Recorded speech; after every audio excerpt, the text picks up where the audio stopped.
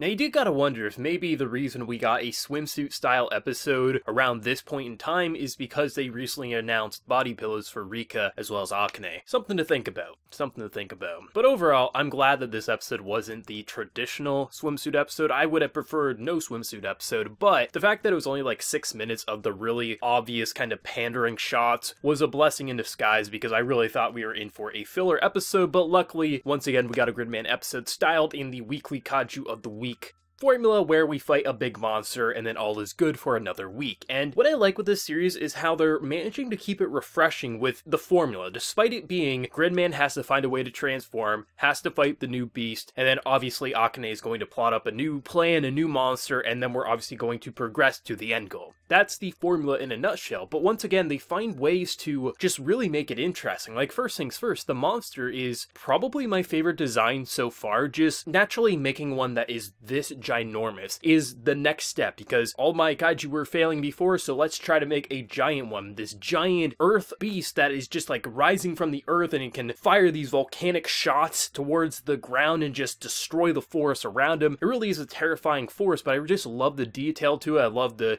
just overall hand-drawn animation to kind of detail this very ferocious beast, and just the overall size, especially when you see Gridman kick it in one of the shots. Like, it's such a difference in size and power. I just love that. I love how they're able to make a very unique beast, and they've been doing that every single episode. Each of the kaiju, despite feeling like kaiju, still feel different and unique in just the way they act in this world, but the design is easily my favorite out of all the kaiju that we've seen so far. But also the whole idea of, like, you know, sometimes you don't know, is he going to be near the computer? Like, I think the fact that he has to be near the computer to transform is actually a really good mechanic, because it adds a bit of suspense. Like, is he going to get there in time? Because if he could just transform willy-nilly wherever he wants, it wouldn't feel as impactful as it currently does. So the fact that sometimes the computer can't handle all the stress of all these people transforming, they have to reboot it, or they have to bring the computer to where Yuta is, like, it makes the transformation and trying to transform just more engaging, because it's not just like he can transform on the fly. He's not mobile. He actually has to get to the computer, and I think it makes these moments of him becoming Gridman a lot more interesting. Sure, he's going to have some times where he just happens to be at the club and he's like, oh, there's a kaiju, let's just transform because I'm right here. I just love the idea that it isn't such an easy thing for him to transform and kick ass, and even when he does transform,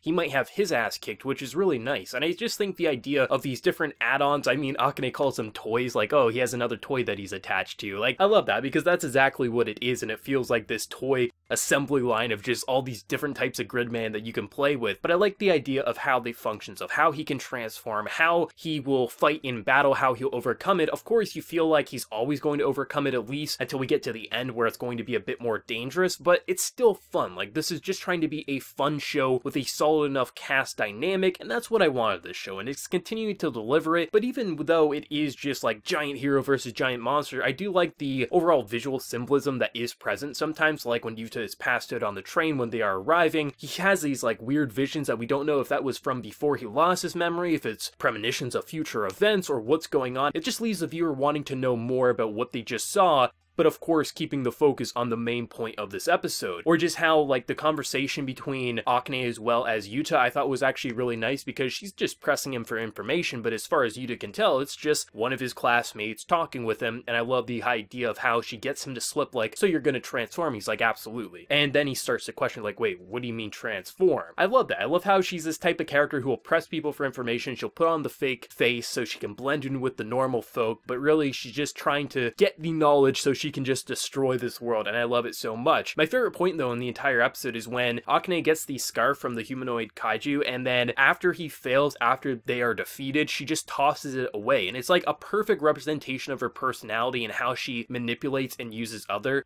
Like, she's kind of keeping around like, it stinks, but I guess I'll keep it around so you'll continue to fight for me. But then as soon as he gets his ass kicked, she tosses it away like it's nothing. It's such a simple moment, and I love it so much. Not to mention, it's pretty funny watching the squad bring Yuta his computer so he can transform. Like, there was actually some pretty funny moments in this episode, and yeah, I just like this show. It's just such a fun show. Like, obviously we're building up to some sort of suspense, like, what's going to happen at the end? Like, what is the true end goal? Is Akane really going to be the final villain? Like, what's truly at stake here? And I like that while we have this kind of episodic formula, and I just love the idea of some of these just tropey designs, like, once again, I'm gonna defeat you this time, Gridman gets his ass kicked. It just reminds me of my childhood of the shows I would watch. It's so fun, but it still remains to be pretty solid in the overall character writing department, with the actual battles feeling pretty cliche, but they're a fun type of cliche, so it's okay. And just, Gridman's a fun show. Really, if you've been watching it for 5 weeks, you know what to expect each week, and you're probably still gonna have a fun time if you haven't already. Like, really, it's just a fun show. Another fun episode. Not the best episode, not the worst episode. It could have been a lot worse, just based on how it was starting off, so I'm pretty happy it still remained to feel like Gridman, despite being technically a swimsuit episode. Let me know whatever you thought of the episode down in the comment section below. Do you love it? Do you hate it? Your favorite moment? Whatever you're feeling, let me know. And be sure to like the video if you did enjoy, and also hit that subscribe button if you want to see more content from me in the future. But until next time, everyone, please take care and have a good one.